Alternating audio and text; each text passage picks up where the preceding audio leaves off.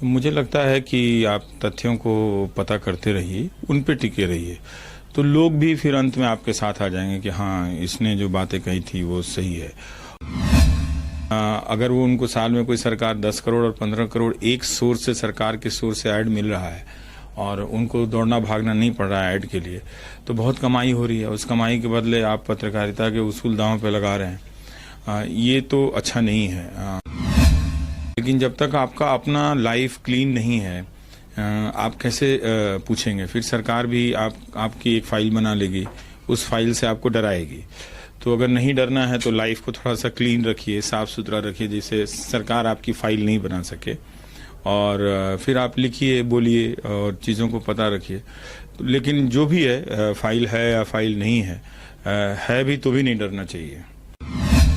जैसे रत्नागिरी में भी एक कोई अखबार चला रहा है और लिख रहा है अपनी तरफ से, क्योंकि इन छोटे अखबारों की बड़ी भूमिका है। डेरा सच्चा सौदा के बारे में जो लिखने वाले पत्रकार थे, वो उनके अपना अखबार था, कोई बड़े अखबार ने उनके खिलाफ खुलासा नहीं किया था। पब्लिक फंड का पैसा जब ऐसे अखबारों को मिलता है तो कहीं ना कहीं पत्रकारिता बची रहती है, दो जुनूनी लोगों के अखबार में बची रहती है। एक कोई एक दीवाना है, उसके काम में पत्रकारिता बची रहती है। छोटी संस्थाओं को खत्म कर दिया गया, बहुत आसानी से लेबल कर दिया होगा कि इनको कोई पढ़ता नहीं है, इनका सर्कुलेशन नहीं है, वगैरह वगैरह करके। बहुत अच्छा है कि लोग सोच समझ के इस फील्ड में आए और ये सोच के आए कि आगे जाके उनको अपने ही स्तर पर वो रिस्क लेना पड़ेगा। तो अगर ऐसे बहुत सारे फील्ड हैं जिसमें रिस्क लिया जाता है, तो ये भी एक फील्ड है जिसमें लोग रिस्क लेते हैं। अभी भी जो पत्रकारिता है वो हम पत्रकारों के ही जुनून में बची हुई है, मालिकों के यहाँ नहीं बची हुई। एक सज्जन ने ट्वीट कर दिया कि हम बिना एंकर वाला लाएंगे क्योंकि एंकर बायस्ड होता है। क्या सारा बायस एंकर में होता है एंकर? वो तो आप ही के संस्थान के एंकर हैं।